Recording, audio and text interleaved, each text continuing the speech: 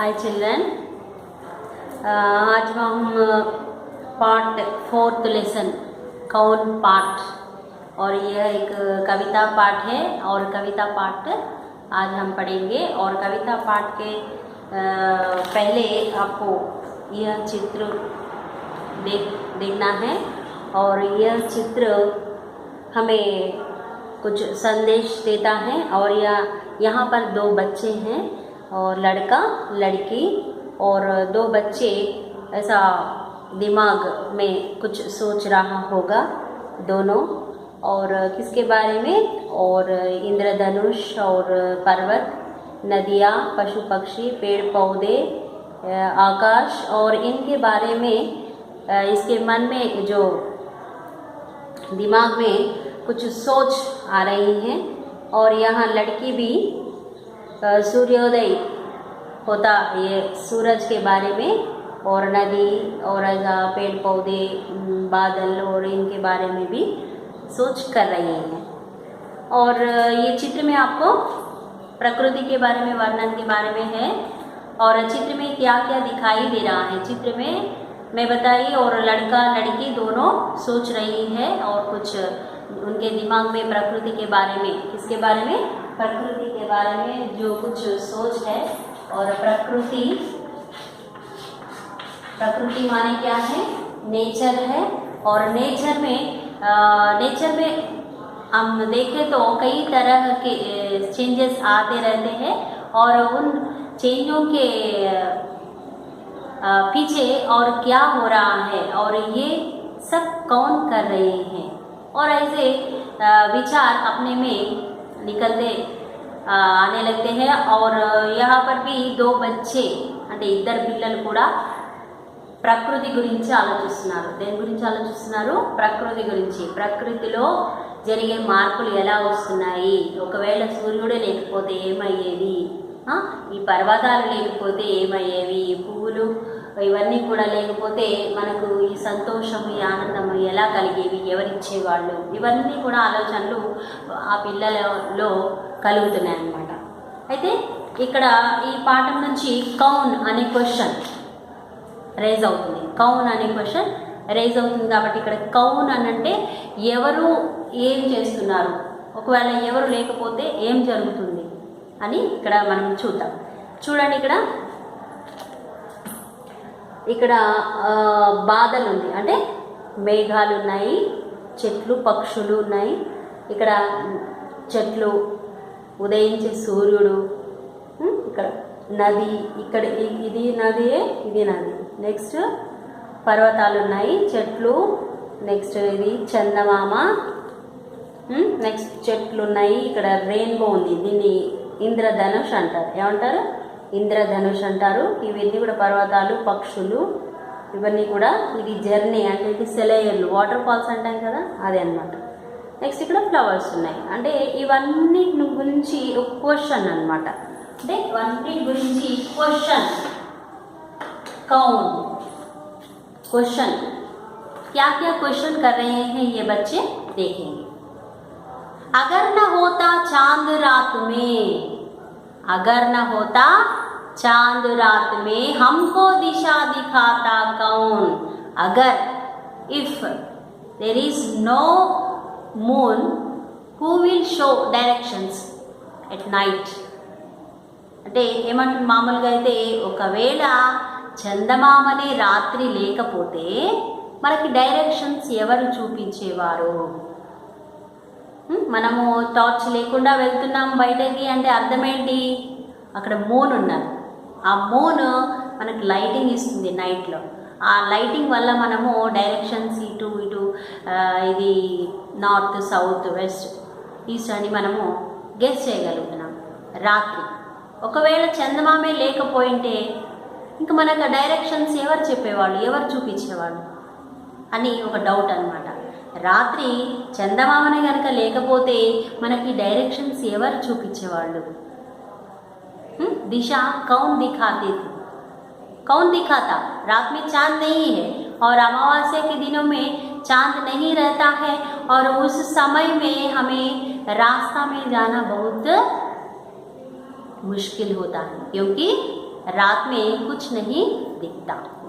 और चांद है, पूर्णिमा के दिनों में चांद रहता है और चांद रहने से ही हमें रास्ता ठीक तरह से हम देख सकते हैं।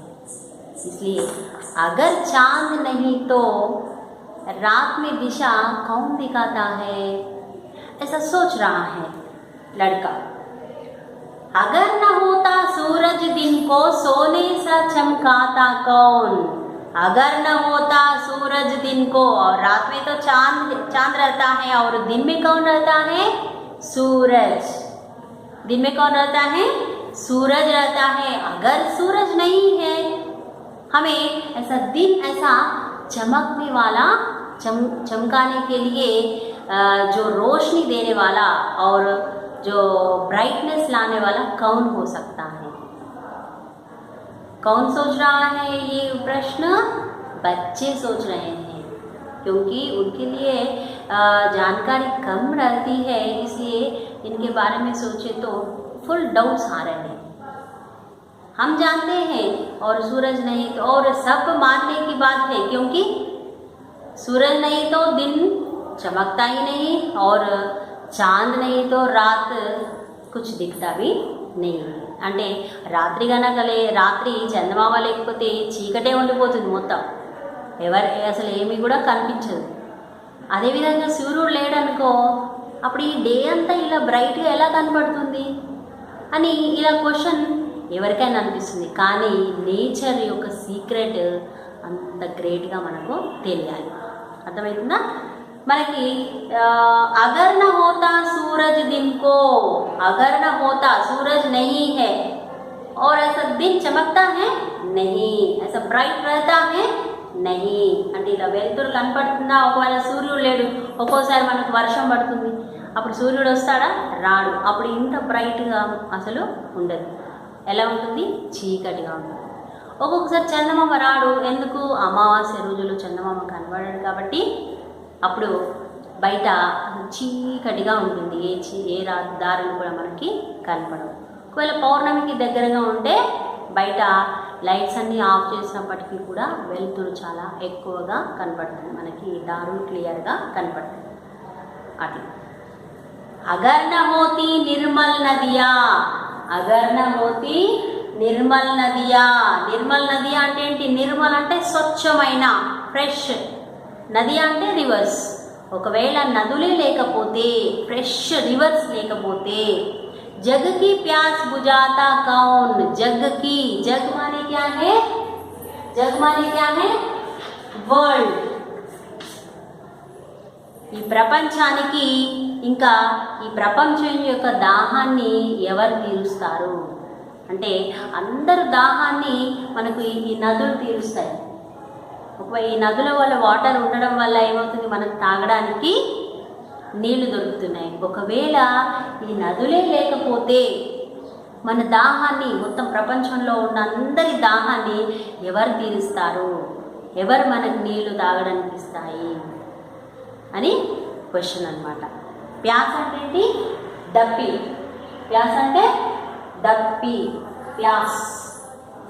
ఇవి హార్డ్ వర్డ్స్ కాబట్టి మీరు ఏం చేయాలి, ఈ హార్డ్ వర్డ్స్ టెక్స్ట్ బుక్లో అండర్లైన్ చేయాలి. ఇవన్నీ మీ కొరకు కొత్త పదాలు కాబట్టి ఇవన్నీ చూడండి. నిర్మల్ నదియా, గుజానా, పర్వత్, झरना, हरियाली, खिलखिल, मुस्काता, इंद्रधनुष, प्रश्न, प्यास. ओके ఇక్కడ వచ్చేసింది కదా. प्यास, भला, बहाता, फैलाता, साहित्य, पुरस्कार, प्रकृति, जग. ఈ కఠిన పదాలన్నీ కూడా మీరు మీ టెక్స్ట్ బుక్లో పాఠంలో అండర్లైన్ చేయాలి కంపల్సరీ. ఇవి రాయడానికి కూడా ఇవి ఇస్తున్నాను కాబట్టి అందరు నోట్ చేసుకోవాలి.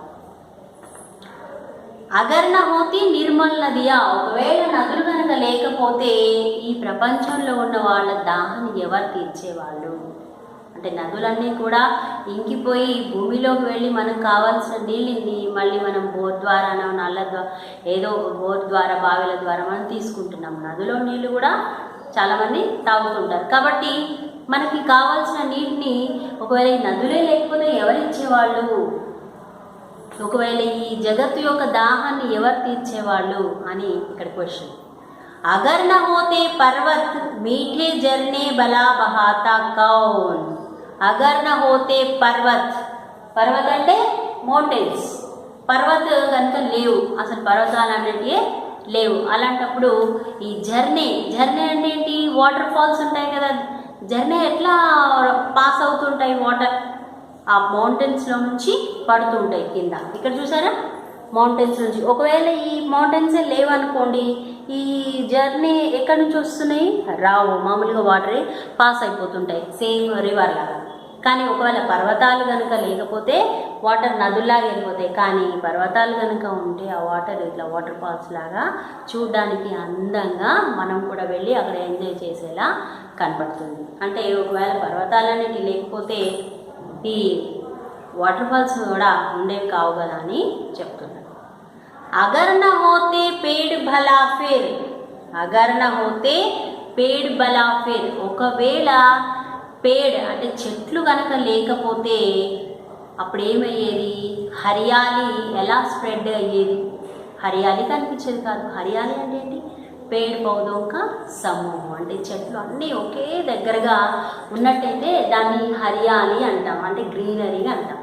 అయితే ఒకవేళ చెట్లే లేవు, అప్పుడు గ్రీనరీ ఎక్కడ నుంచి వస్తుంది మనకి?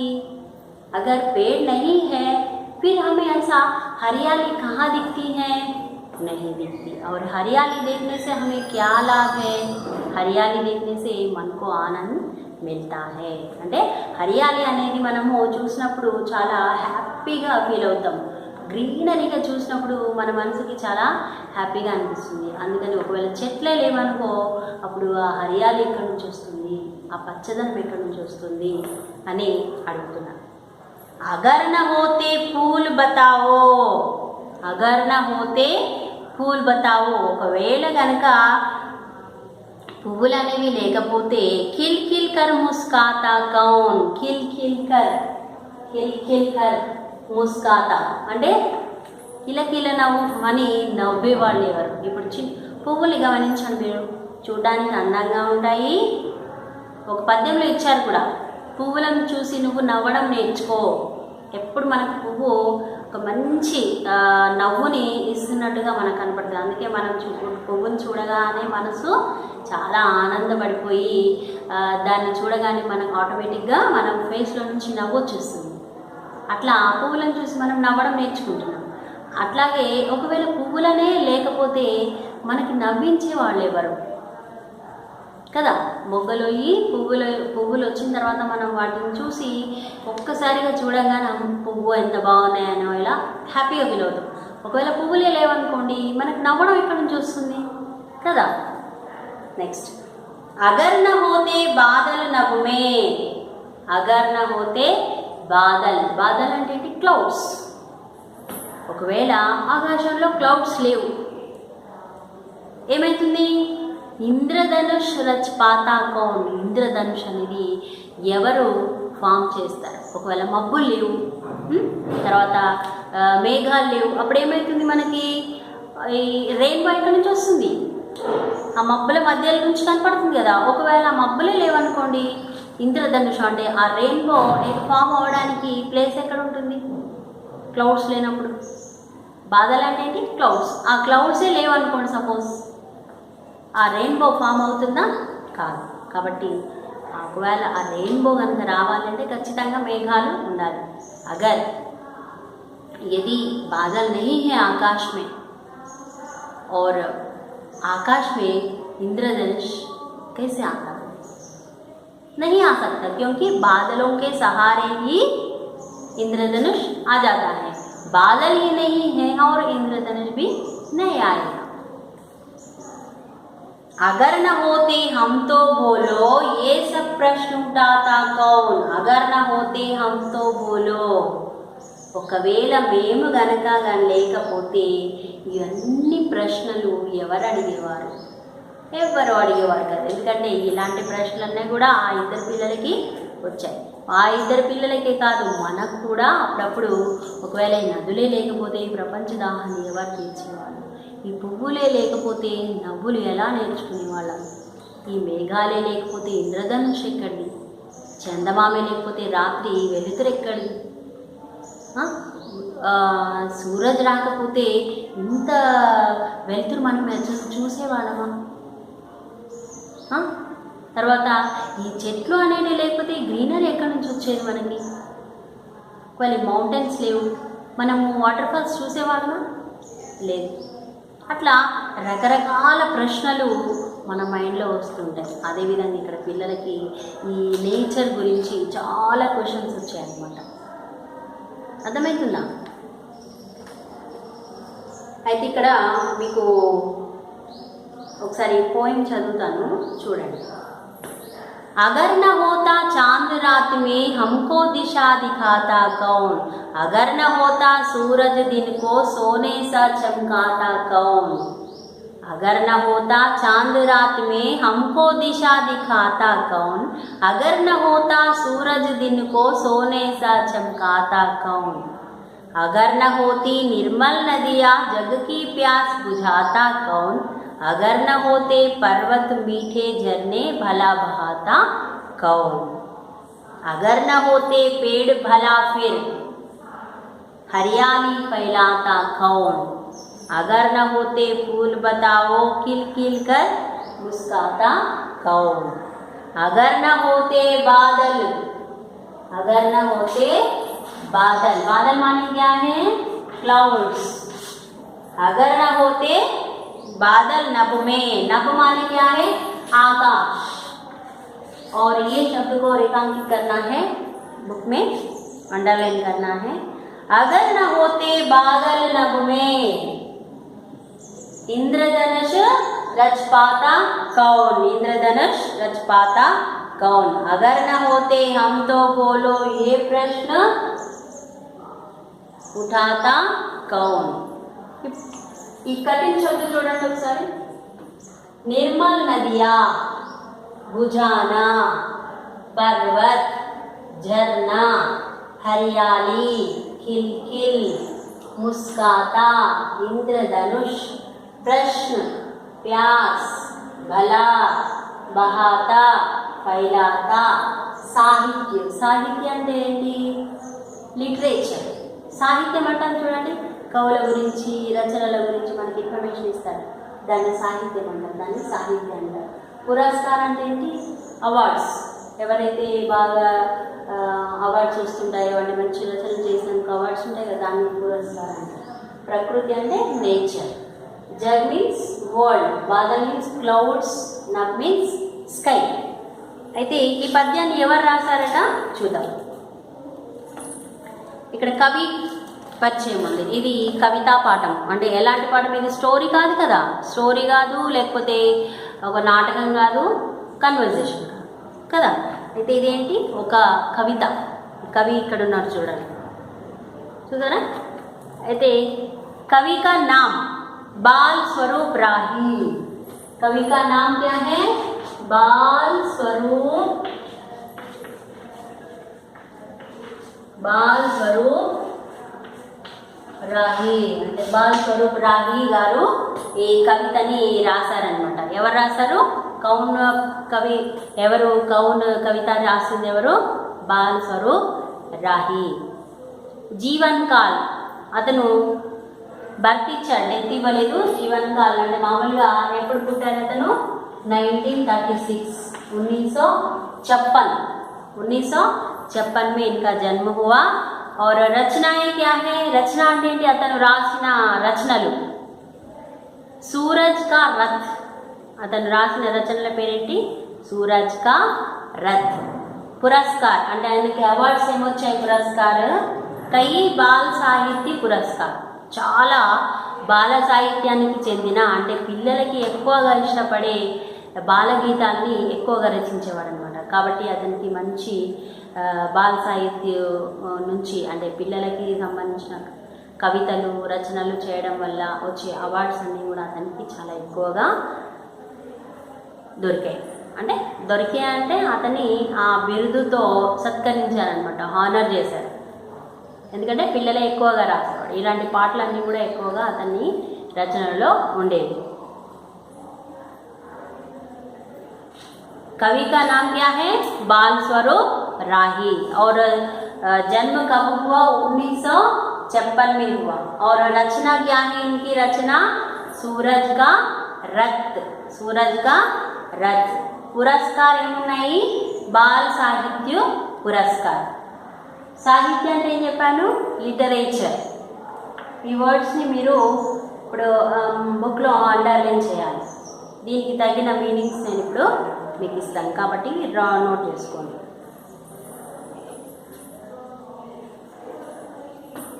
నెక్స్ట్ శబ్దాలు తీసుకుందాం.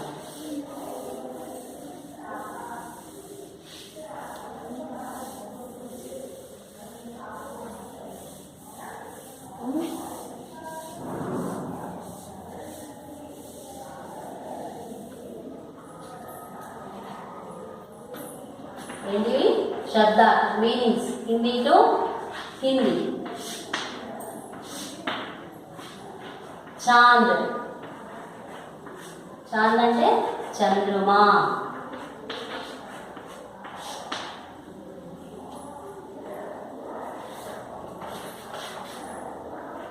నదియా. నదియా అంటే ఏంటి?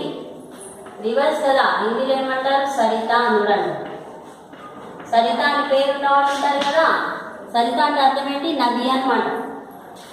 ప్యాస్ భుజానా. ప్యాస్ భుజానా అంటే దాహాన్ని తీర్చడం. దాన్ని ఏమంటారు? పానీ పిలానా. पानी पिलाना क्या कहते हैं? प्यास बुझाना कहते हैं. और पर्वत. पर्वत ఏమంటారు హిందీలో? ఇంకొక పదం పహాడ్ అంటారు. ఏమంటారు? పహాడ్. నెక్స్ట్ ఝర్నా. ఝర్నా అంటే ఏంటి? వాటర్ ఫాల్స్ కదా. ఝర్నా ఏమంటారు? జల్ ప్రపా. జల్ ప్రవాహ. ప్రపాత్ అని కూడా అంటారు. జల్ ప్రపాత్. నెక్స్ట్ ఇంద్రధనుష్. ఇంద్రధనుష్ అంటే తెలుసా? రెయిన్బో. इंद्रधनुष. इंद्रधनुष वर्षा के बाद आकाश में बनने वाली सतरंगी रेखा. वर्षा के बाद మన వర్షం వచ్చిన తర్వాత మేఘాల మబ్బుల నుంచి బయటకు వస్తుంది ఒక లైన్. దాన్ని ఇట్లా వస్తుంది. గుర్తుందా? ఇట్లా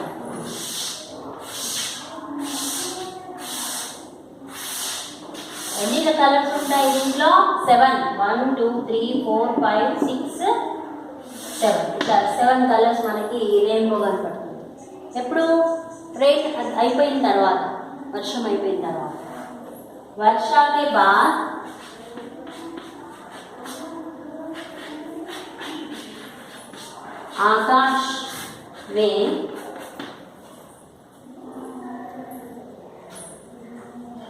आकाश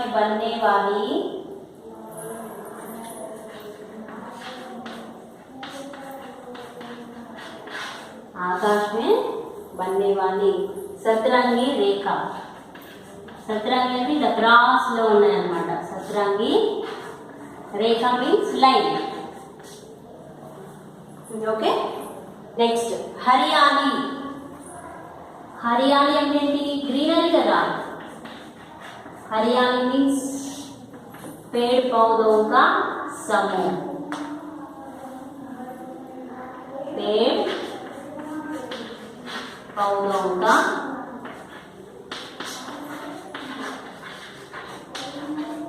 समूह. नेक्स्ट फूल.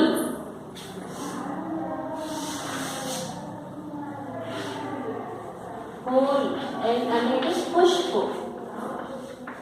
పూలను మనం పుష్పాన్ని కూడా అంటాం. ముస్కానా అంటే ఏంటి? ముస్కురానా. ముస్కానా అంటే ముస్కురానా.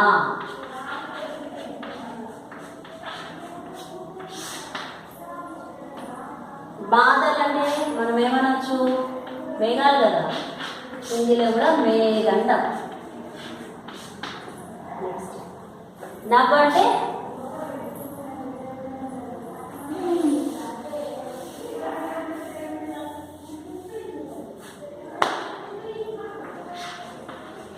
నభ అంటే ఆకాశ్.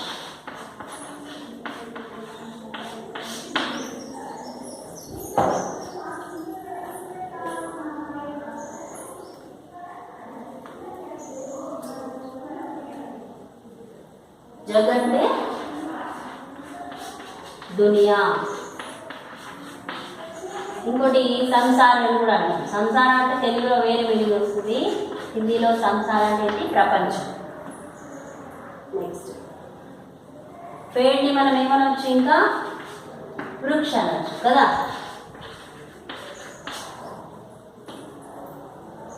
నెక్స్ట్ ప్రశ్నని మనం ఏమనొచ్చు, సవాల్ అనొచ్చు.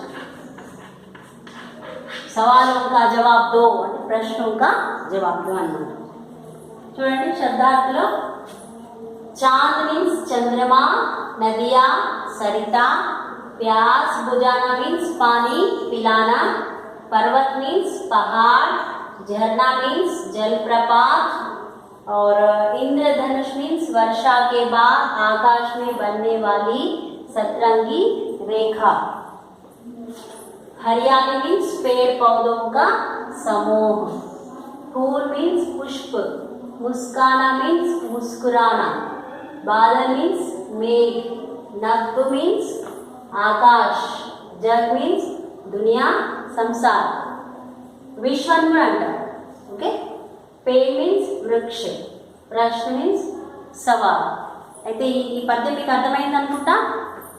ఇద్దరు పిల్లలు ఆలోచిస్తున్నారు, ఒకవేళ చందమామే లేకపోతే రాత్రి ఎవరు మనకి దారి చూపిస్తారు, ఒకవేళ సూర్యుడే లేడు అప్పుడు మనకి డే ఇంత బ్రైట్గా కనపడుతుందా? కనపడదు. ఇంత లైటింగ్ ఎవరు ఇస్తారు? సూర్యుడు లేకపోతే కష్టం కదా. తర్వాత ఈ ఫ్రెష్ నదులు లేవనుకోండి, ఈ ప్రపంచంలో ఉన్న వాళ్ళందరికీ దాహం ఎవరు తీరుస్తారు? తర్వాత ఈ పర్వతాలు లేవనుకోండి, మౌంటైన్స్, ఇట్లా జర్నీ ఎవరు మనకి చూపిస్తారు? ఎవరు కూడా. ఇట్లా వాటర్ ఫాల్స్ని ప్రత్యేకంగా కట్టినప్పటికీ కూడా న్యాచురల్గా నేచర్లో చూడడం అంటేనే చాలా ఇష్టం. ఒక్కోసారి మనం వండర్లాకి వెళ్ళొచ్చు, మౌంట్ అంపేరాకి వెళ్ళొచ్చు, కానీ అక్కడ అంతా ఆర్టిఫిషియల్. కానీ రియల్గా చెప్పాలి అంటే మనం ఊర్లలో చెరువుల దగ్గర చూసే వాటర్ ఫాల్స్ ఎంత అందంగా ఉంటుంది, అది ఇంకా ఎంజాయ్గా మనకు అనిపిస్తుంది. అట్లా ఒకవేళ చెట్లే లేవు అనుకోండి, గ్రీనరీ ఎవరు ఇస్తారు?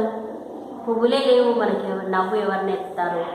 తర్వాత ఈ మేఘాలే లేవు మనకి, రెయిన్బో ఎక్కడి నుంచి వస్తుంది? ఒకవేళ మేమే లేమనుకోండి, ఈ క్వశ్చన్స్ అన్నీ ఎవరు వేస్తారు అని ఇలాంటి చాలా మజా అయిన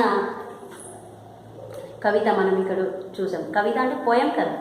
అయితే ఇక్కడ మనకి కొన్ని పిక్చర్స్ కనబడుతున్నాయి. అయితే మీరేం చేయండి, ఇక్కడ క్లౌడ్స్ ఉన్నాయి, దీన్ని ఏమంటారు? బాదల్ అంటారు కదా. బాదల్ని డ్రా చేయండి. ఇలా డ్రా చేసి లైట్ బ్లూ కలర్ వేసేసి దీనికి బాదల్ అని రాయండి.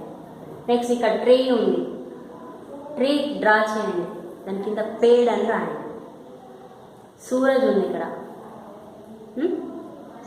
సన్ దించండి, డ్రా చేసి దానికి ఆరెంజ్ కలర్లో లైన్స్ ఇలా వేయండి. నెక్స్ట్ ఇట్లా మౌంటైన్స్ వేసి ఇలా వాటర్ ఫాల్స్ పంపించండి. ఇది నది, వాటర్ ఫాల్స్ ఇక్కడ మనకి ఇక్కడ కనబడుతుంది. అయితే ఇట్లా మౌంటైన్స్ వేయండి, పర్వతాన్ని రాయండి. నెక్స్ట్ ఇక్కడ చందమామ ఉంది, వైట్ కలర్, టోటల్ వైట్ కలర్గా ఉండేటట్టు ఒక పేపర్ పేస్ట్ చేయండి, మధ్యలో రౌండ్ అప్ వేసి చాంద్ అని పేరు పెట్టండి. అదే రకంగా ఇక్కడ రెయిన్బో ఒక 7 కలర్స్ తీసుకొని ఇలా డ్రా చేయండి. కింద ఇంద్రధనుష్ అని రాయండి. ఇక్కడ మౌంటైన్స్ మధ్య నుంచి వాటర్ వెళ్తున్నట్టు రాయండి, అది జర్నీ అవుతుంది, జర్నీ అని పేరు రాయండి. నెక్స్ట్ ఇక్కడ ఫ్లవర్స్ ఉన్నాయి, మంచి కలర్ఫుల్గా డ్రా చేయండి.